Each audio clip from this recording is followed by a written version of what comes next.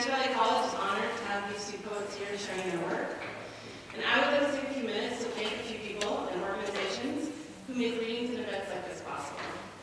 First, thank you to Dr. Tony Thomas, Dean of Arts and Sciences and Basic Education, and Dr. Carly Schiffner, the Vice President of Instruction, and the WBC Liberal Arts and Sciences for their ongoing support of the Visiting Writer Series. And really, they've done a lot to make sure we get to have events like this in the community, which is wonderful. I'd also like to thank the Wenatchee Valley College Foundation, the Alcoa Excellence in Teaching Award, and the WBC English Division for providing funding for this event, so we should give them a round.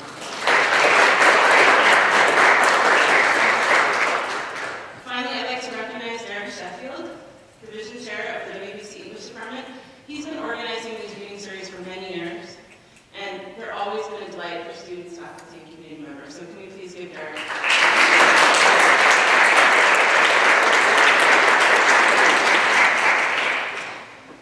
So it's my great honor to introduce Jay Nebel first.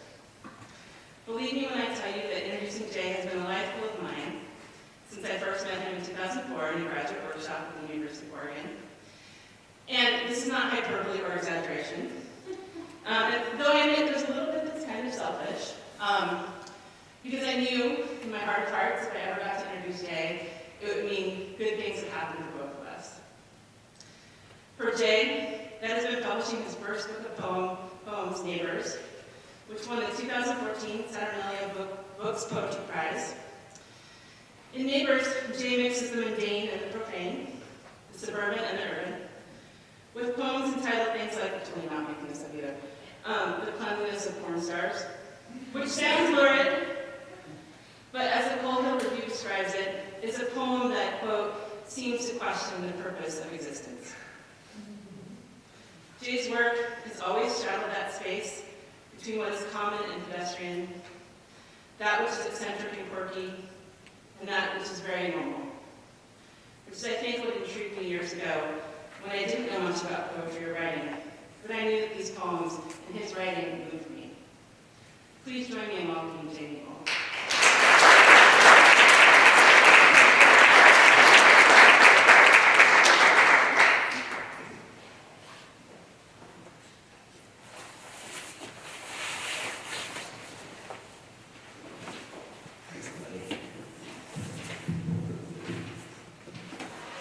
All right, can everybody hear me? Yes. I've never used a lapel mic before, so I feel a little fancy. Thank you to Heather and to Derek for bringing me out. I'm so honored to be here to read all of you, and how great is it that the students here are getting extra credit for being here, or some of you are. Extra credit for poetry, that's a good thing in my world. And I'm honored to be reading with Catherine. It's great.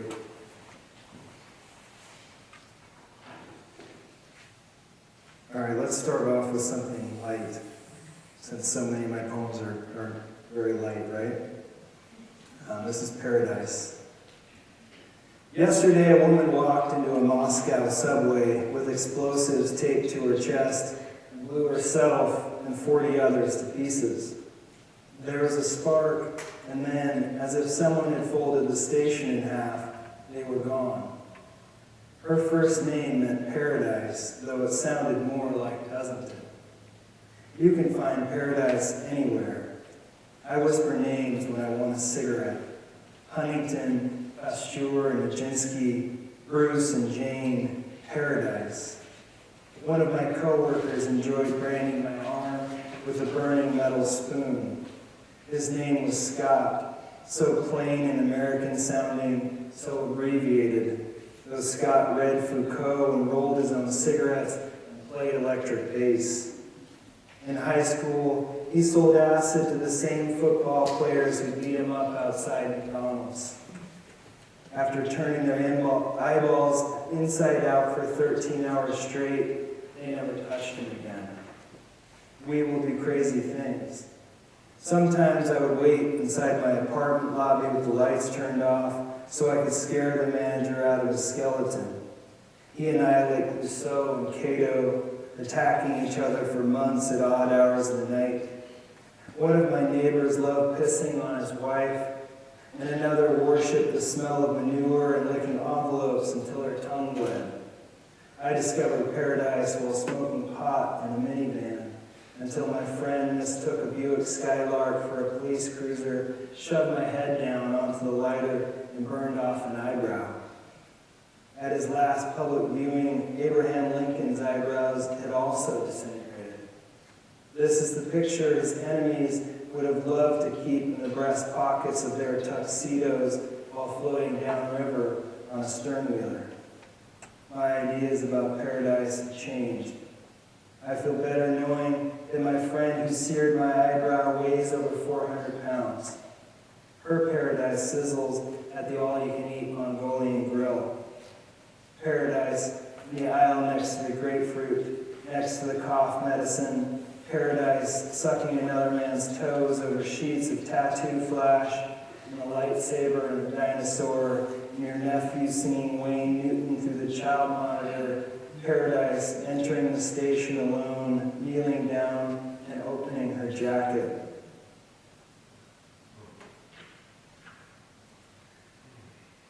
This is men. We're in the middle of it, in the middle of the backyard, barbecuing steak and chicken, telling stories with our wives and girlfriends away, red and blue psychedelics, Coors Light and breasts falling into our mouths again like basalt cliffs into the sea. Jeremy says, I did CPR on a gorilla once. A girl gorilla. A big one. I kept thinking, she's going to wake up and she's going to fucking kill me. She just peed all over the floor before dying on her back in a room full of humans. What do you think happens to the male gorilla back in the cages somewhere waiting for her? Do they give him the news? Slide her body into the cage so he can smell her dead hand? Zookeepers, Bill says. We should grow mustaches. And we're gone. The Apache helicopter of our middle age flying out over the dunes. It's not the gorilla that scares me. It's waking up alone. And I'm not a man anymore, but a paper bag someone's blowing into to keep from hyperventilating. The camels long since sunk down to the kneecaps, the sand everywhere.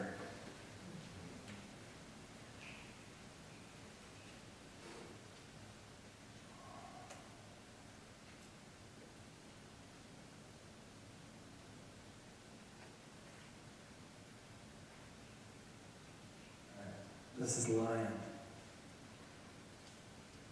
My friends are getting famous, and I'm in counseling. While they're flying around the country, eating Eagle snacks and taking on pillows at 27,000 feet, I'm using my spirit animal into the leather sofa. Fame, the Impala with the gold Dayton's coughing and spitting its way through the neighborhood to your house. If the door opens and you hesitate, you get left behind. I'm not jealous, really, just lacking a few key synapses and chromosomes. Yesterday, I practiced holding my hands like limp dolls at my sides in front of the mirror and saying, my feelings are hurt. The day before, I wrote in crayon on the back of a paper bag while 6 kids stabbed plastic swords into a stuffed lion. Nothing like a healthy helping of marital surveys and happiness exams to lighten the swelling of the brain. I'm still driving my Toyota Corolla into the ground, still sabotaging the marriage with subtle acts of masculine terrorism, still the one in the surgical mask out in the yard whacking weeds while the flowers get noticed, but the laundry's done. It just happens, my friends say. You're out in the forest alone with the bark and moss, working hard with the elk and beetles, and then someone shows up and gives you an ocean liner.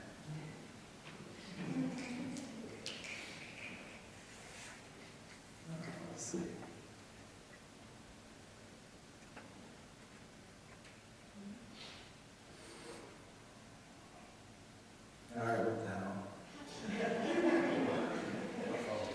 This is masturbation.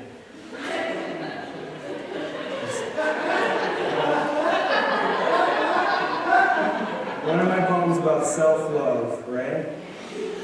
All right. Sometimes I feel like a vampire.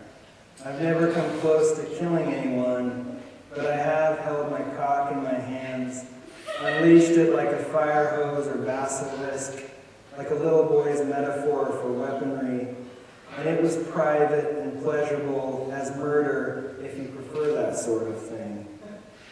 Tiberius didn't like throwing his betrayers off a cliff, but he did it anyway. That's what you get for ruling Rome from an island.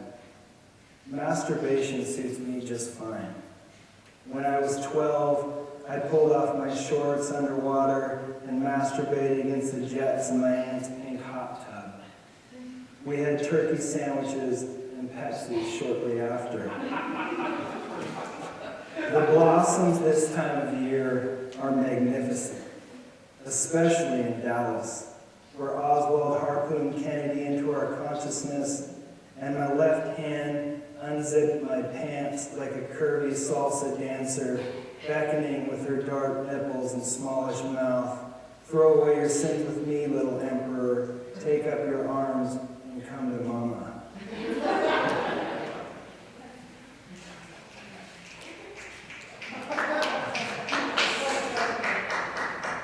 Sorry, I had to. Let's see. So I have two kids. I have an 8-year-old and a 5-year-old, and they show up in my poems at random times because if you have kids, that's what they do in your life. Hopefully, right? Queen Anne's Revenge. The oldest child's favorite word is detonation. He turns foam bath letters into pistols and oranges into cannonballs. When you're a kid, you can aim down the crosshairs and shoot another human being in the back. They can writhe around on the jungle floor, convulse and die, then get up to eat popsicles. I broke a grown man's cheekbone and was his best friend the next day. 2 months later, we shot bottle rockets and he burned the sweater right off my back. When I feel unimportant, I imagine taking a bullet for a friend in a gunfight and then dying in a beautiful woman's arms, the whole town calling me a hero, but that's a whole different kind of violence. Today, I'm Captain Blackbeard, and I'm renouncing my retirement. I'm the king of no mercy, the scoundrel of sharp teeth, storming the deck of an unfamiliar ship, bow rusted and glistening with barnacles and seawater. I'm dying with 18 holes in my chest. I'm watching, one open eye to the ground, as my son rips free from my arms, teeth bared, the breeze lifting his thin black hair, the ghost mast wavering above, the Queen Anne gone. Only this ship now, a rusty steering wheel with snot and apple juice stuck to it, and packs of 4- and 5-year-old pirates pouring over us, their gangly arms tangled in the chain rigging, exploding from the red clay structure with fists full of bark dust.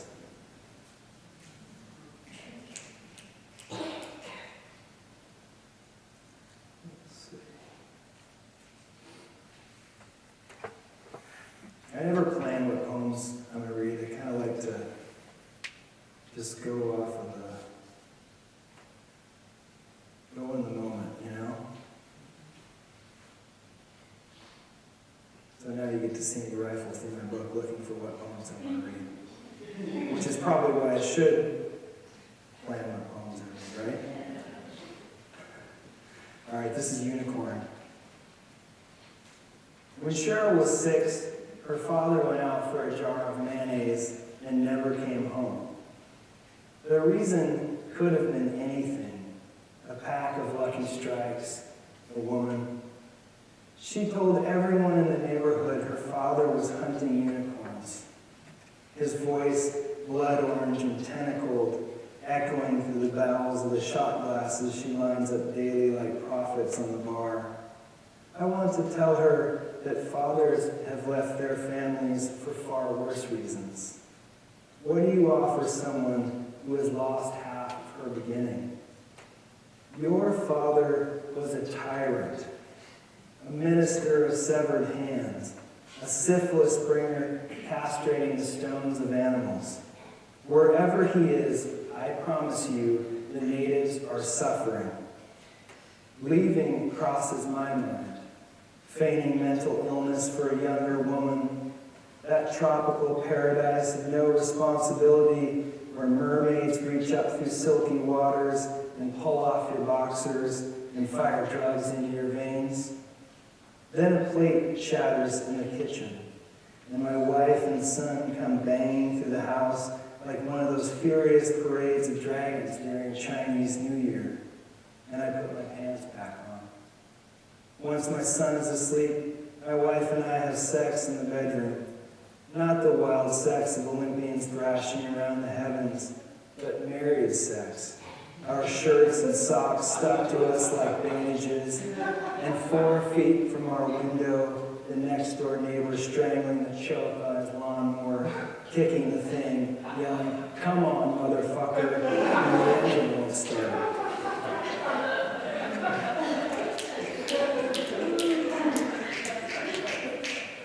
All right, let's see. I'm going to read one more from the book, and then I'm going to read a couple of newer poems.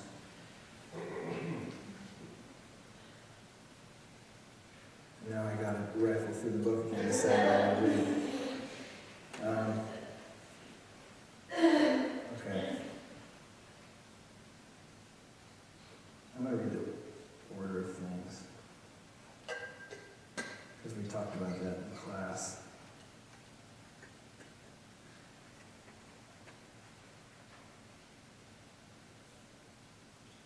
All right, this is the order of things. Tonight, I smashed a spider with a 19th century Russian novel for crawling across my desk. I hate them the way I hated lectures in college. Though I could sleep through the homosexual tendencies of monkeys, the Industrial Revolution, or Kurosawa's Seven Samurai. I hate walking face and teeth and nose into their webs where they spin and wrap and suck the blood from flies. My mother brushes them into her palms, escorts them like admirals to the sidewalk. I know, I'm upsetting the order of things. I'm drowning the wolf that hunts the deer, that ingests the grass, that wants to cover our graves. My wife says, think of something nice. I daydream about punching the man next door for cutting down the hedge. I wonder if God feels repulsed by the sight of us. Before bed every night, I sweep the sheets for legions of 8-legged creatures coming for me while I reach around hoping to touch my wife's breasts. One friend pours armies into her garden from a paper sack to save the tomatoes. Miraculous, she says.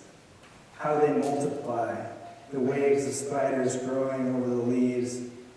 My 3-year-old came into the study last week in his Superman underoos, turned off my reading lamp and said in his tiny voice, "You don't need anyone like it." This is what I tell a spider before I kill it.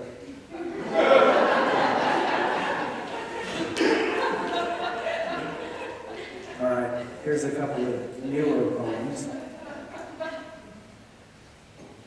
In going with the theme that we've been going with, this is titled Midlife Crisis. Something bad always happens in a Creedence Clearwater song. It's a little biblical, curse amassing over the land, wet and cumulus, tree branches forking down toward the highway like rusty blades.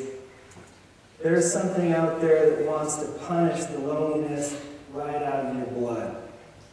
You get the sense you should stay inside, but the drums and guitar and Fogerty's voice are clearing the fog. Outside your window, a group of college students have all gathered in the street. And right now, they're calling you, or that's how you imagine it, calling you out of your safe shoes, and your safe pants, and your safe socks, arching their backs and tearing their clothes off like werewolves in the movies. Even though you know they're not werewolves, they're just college students walking home from class with heavy books and heavy shoulders. But don't they look beautiful like that? Down on all fours, tangled and howling, fucking under an unforgiving metal disc in the sky that doesn't care what choices we make or whether we live or die. That lunar iceberg rocking back and forth, always teetering, threatening to crush us all.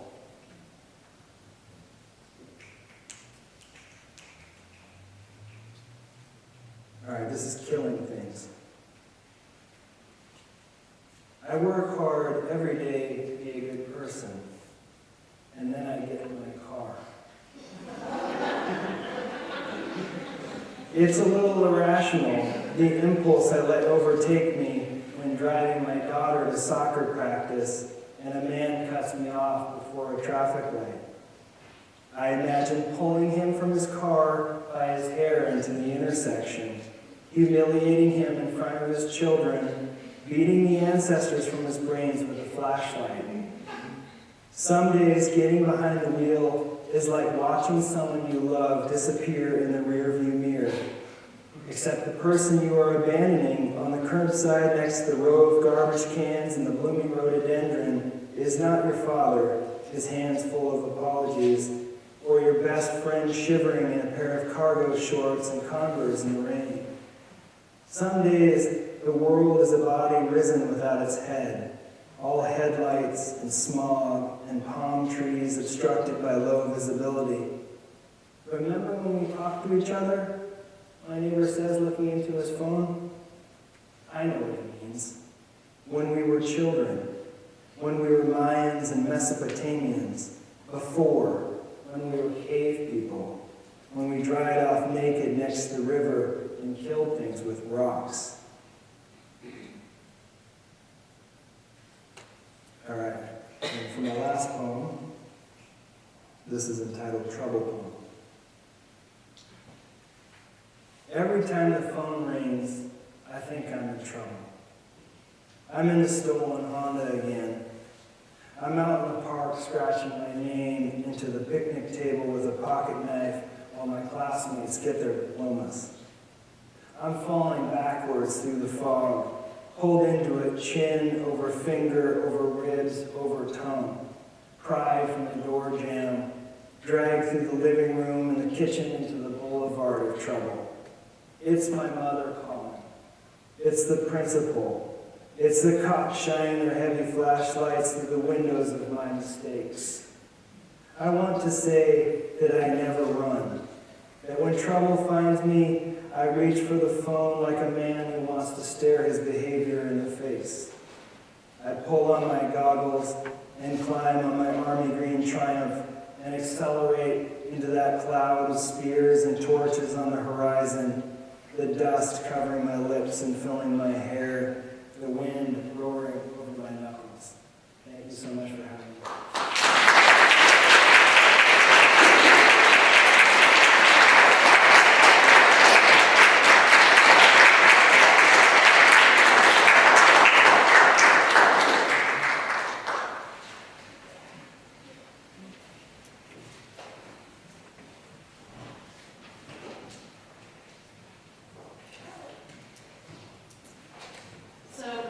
Catherine Whitcomb. I want to let everyone know that we're going to have a Q&A. Both poets up here, the students Catherine's reading, and they're selling their books up here as well. Jay, you're selling yours for $10. Catherine, how much is yours? It's 16. but I do have two $10 chapbooks. And a couple of $10 chapbooks as well. So if you're interested at the end, you can come up, buy a book, get it signed. It's always nice to have. So I'm pleased that I now get to introduce Catherine Whitcomb. Derek Sheffield, English Department Chair, described Catherine's most recent book of poetry by saying that The Daughter's Almanac is gorgeous the way it uses the quiet and the white space around the words. The poems burn like icicles in sunlight. It's an apt description of her poetry, which often offers descriptions of the everyday and the natural world, but does so in a way to make us see them in a new light. I noticed reading some of her work last week, the ways in which too grief is expressed as part of the natural order of the world, but no less painful for being so. In her poem, Sweet Time, for example, she describes the loss of a parent with images from nature that are both beautiful and elegiac. Catherine's most recent book is The Daughter's Almanac, which won the 2014 Backwaters Prize from Backwaters Press. Patricia Smith, who was the judge for the Backwaters Prize, said of Catherine's collection, with unflinching stanzas threaded through with grief's relentless lyric, The Daughter's Almanac is a masterwork, a deftly crafted illustration of the myriad ways beauty collides with pain. Succinct and utterly memorable, these poems take hold of the heart and tug it toward an insistent light. We are washed alive in that light. We are changed by it. Please join me in welcoming Catherine Whitcomb.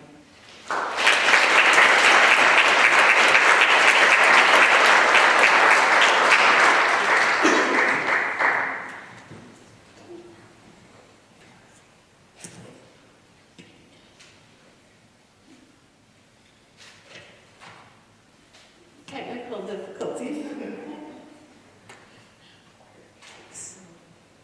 Okay, you can hear me though? Good, like wire awkwardness.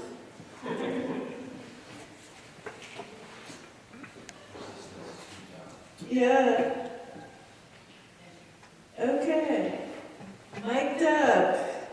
Well, thank you so much, Heather, for the introduction. Thank you, Derek, again, for everything. I appreciate it so much. Derek has been a supporter of mine for a long time, and we have a mutual admiration society going on. So I'm very grateful to him, and it's really, really fun to be here reading with Jay, who I've had a great time getting to know today, and to come to class with all of you students. And if there are people here who saw me last year, I'm going to try to read different things, because my book came out in the meantime, and gives me a little different window on things. I thought what I'd do is read a little bit from each section of the book, it's in 4 parts. The almanac of the book is in sections that are correspondent with the seasons, and we start with summer. So I will begin there.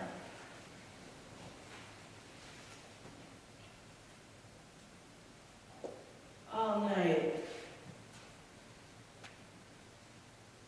All night I'm awake while the town falls over, and the cat shatters walls with the power of his love. Tree branches spill paper through the open roof. Thousands of words rain down while I try to sleep. Tree branches rustle their news to my mother, the rose bush newly planted in the earth. Tree branches whisper that they will guard me from harm, but the cat says, no, they won't. The cat says you need a big dog with eyes like Cerberus. You need a big dog to shield us like Athena. My house creaks, you need cups of tea and cans of soup. My house sighs, you need blankets to get cold. All night I'm awake while the creek sings her song. All evening she laughs after the long morning. The cat yawns and curls a cue on the linen. Oh, orphan, he purrs, lay your head down.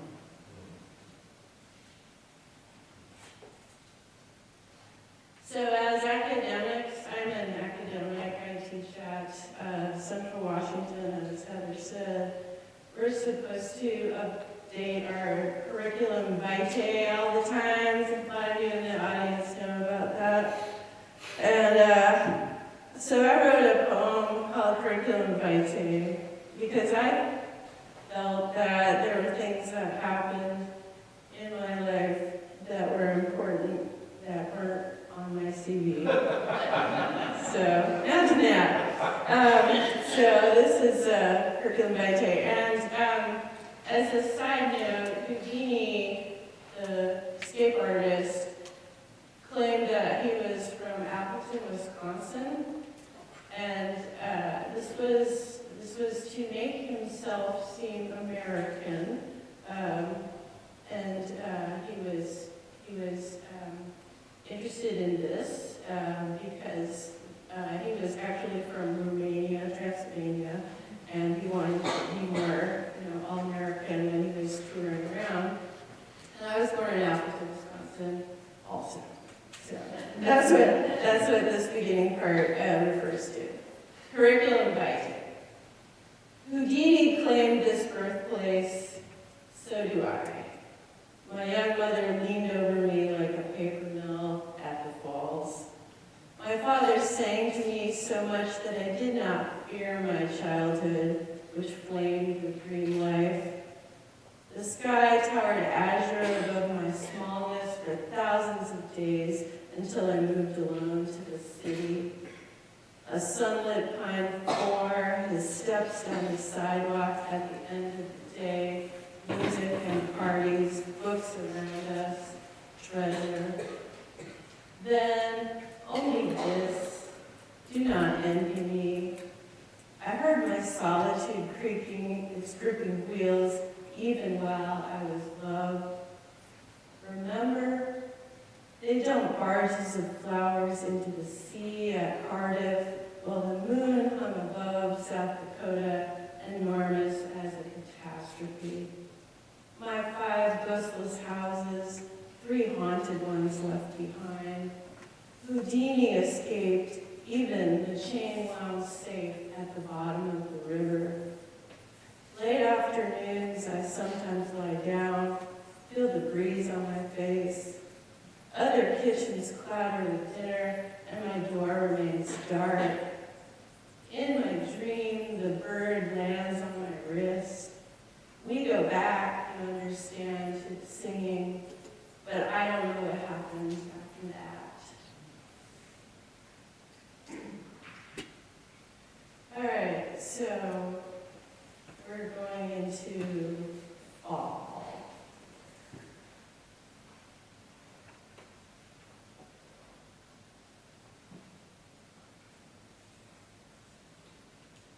In college, I loved physics, and I took physics as much as I could, even though I was an English major trying to be a double major in art.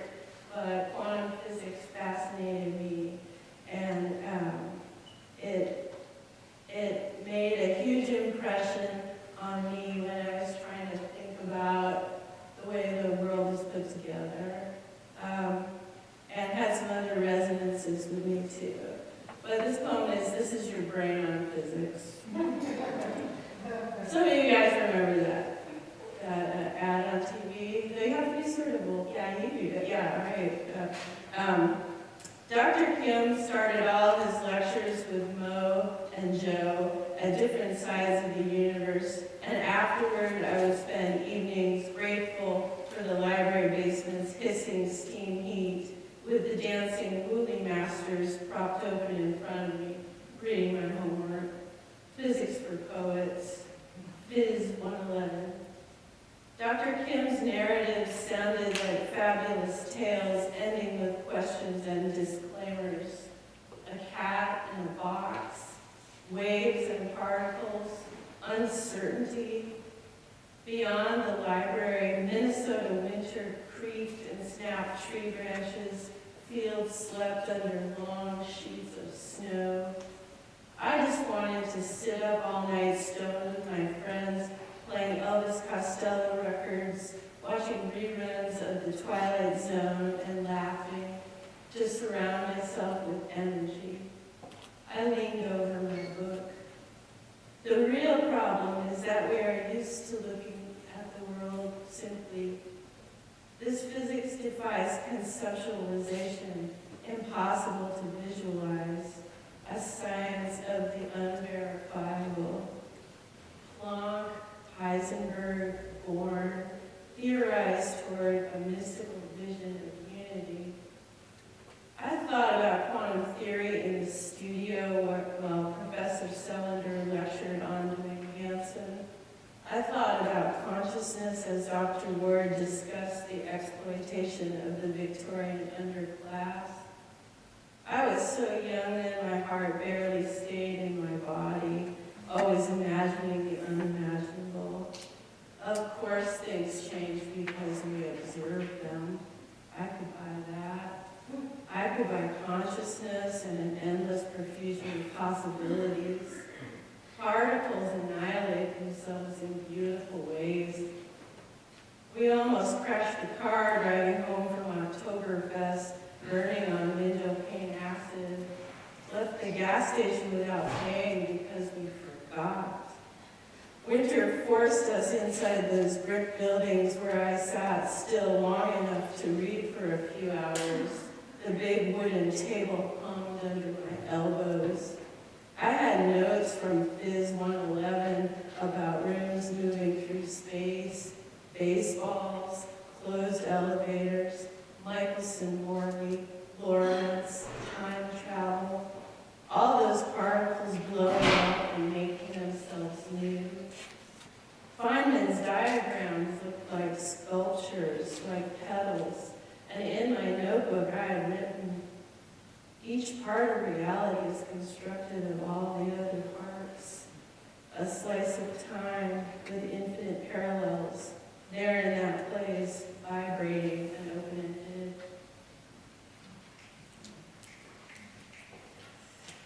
I got some clicks. Okay, so this one is Tobacco Heart.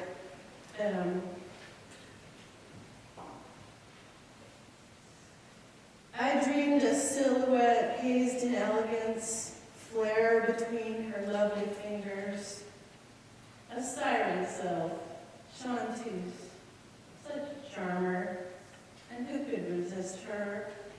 In Prague and San Francisco, Wisconsin taverns, living rooms in Alaska, she whispered, "Have one with me. You and me together and him too. All of us in dragon smoke at the kitchen table where I spoke a Sanskrit poem with fire in my hand." She whispered, "Darling." Sometimes palpitating and sick, I placed one hand pledging allegiance, the other on my stomach, and repeated my name, Catherine, until I felt calmer. And I know this part is over, done to death, all this noise, the gestures and pacing, the coquetry, all those huddles over flame in the wind, brother and sister of it, mingled sex, map made of burning. I reached for contact, brought it into my mouth like religion.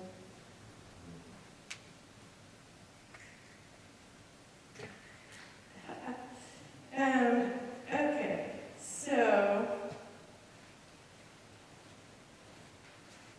I did a collaborative art piece with an artist in Yakima, where the artist sent me a picture, and I sent the artist a poem, and then we each made something to go with the other person's piece. So she made me a print that went with that physics poem, and then she sent me a print that was titled "The Plan of Ms. Wentz to Marry Up." And it was an embroidered print that was a woman leaning with her back against the wall, and she was thinking of a little wedding gown and had letters all around it. So I wrote this poem, and then these were all exhibited together at a gallery in Yakima. This is okay, and do you guys know Jane Austen novels at all, right? Yeah, right. Okay, so in Sense and Sensibility, there's Dashing Colonel Brandon. You guys remember Colonel Brandon, right? Okay. So this is the plan of Ms. Wentz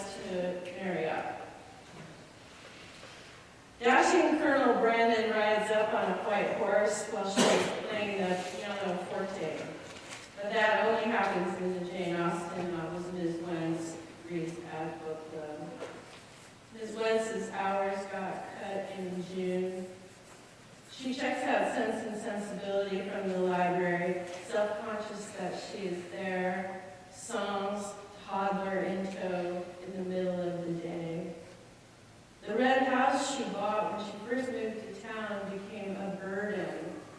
A blonde realtor pounded the for sale sign into the dirt by the front gate yesterday. The Austen books have inspired a new plan in Ms. Wentz.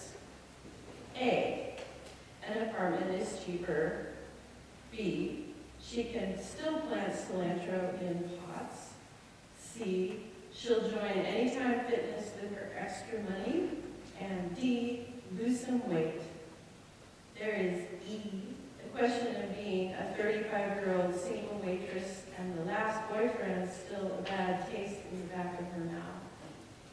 F, G, H, spiral into online dating, her photos, her profile, all that searching through emails. She draws the line at driving over an hour in a borrowed car for coffee.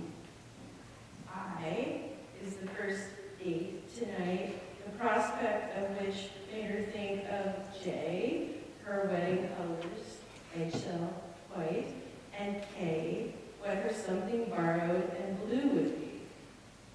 Ms. Wentz sits at the Lone Star waiting for Tractor Guy, as he calls himself on Match.com. Track looks swarthy and self-sufficient in the snapshots he posted on his Match page. She hesitates before ordering a pint, but then he is late and she needs something to do with her hands. The printout of Track's profile soaks up moisture under the glass. This feels sad, like the end of a summer party, she thinks. Like moving beer bottles back to the fridge from the cooler. Like tossing a cake so you won't eat it all yourself. Okay. All right. We're going to have a poem in winter and then one in spring. For Ms. Wentz. What a name, too, Ms. Wentz.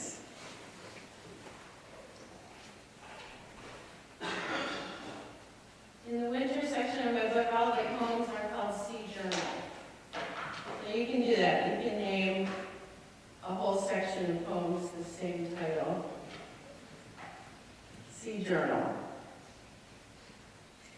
Occasion is everything. Form follows feeling through the slushy streets. I could be the tired woman with a cold who quits work early and lies down in an empty house. Her small upstairs bedroom tight as the stanza she thought she might write. And she falls asleep as snow sifts down, hours of it settling over the town like a dream everyone is sharing. I might toss and cough and slide into the motion of harbor lights sinking as she does, chest laboring there where sand and sleet stream sideways across the road. And the land finally does end, and all travelers have to stop. I would slip away, a leap over the ice, away from my own bright youth and youth's leave-taking, sigh, stitching sigh, all through the bruised night.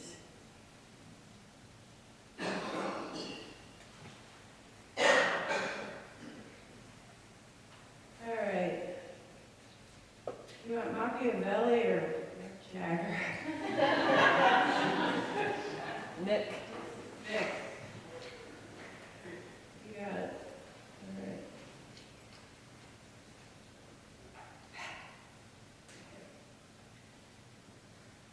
Poem ending with a line by Mick Jagger and Keith Richards. This is not about Ellsberg.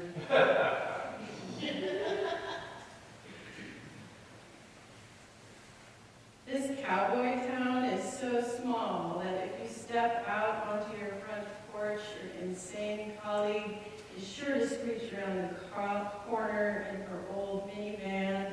Your star students will skulk past on their way home from a kegger, and your old boyfriend will roll by in his 3/4-ton pickup with its special Allison transmission kit you've heard plenty about.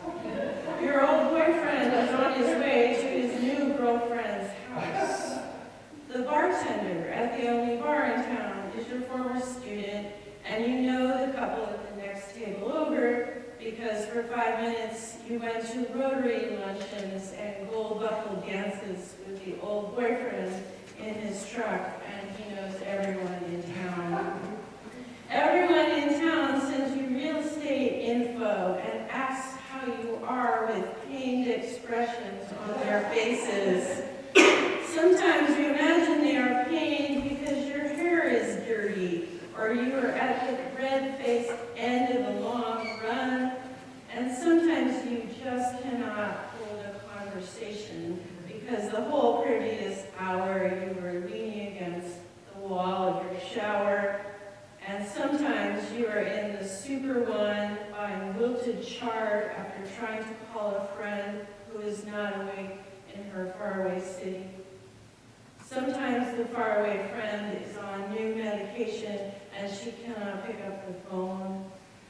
You walk into the bar and your old boyfriend is with his new girlfriend, or he is alone, and says something about the bookcase he dropped off at Goodwill and how it might be there if you still want it. And if this were the old West and not the new Old West, you would call him out on Pearl Street. Then the radio ad reps and real estate agents and geography professors would put down their microbrews and come out on the boardwalk to watch.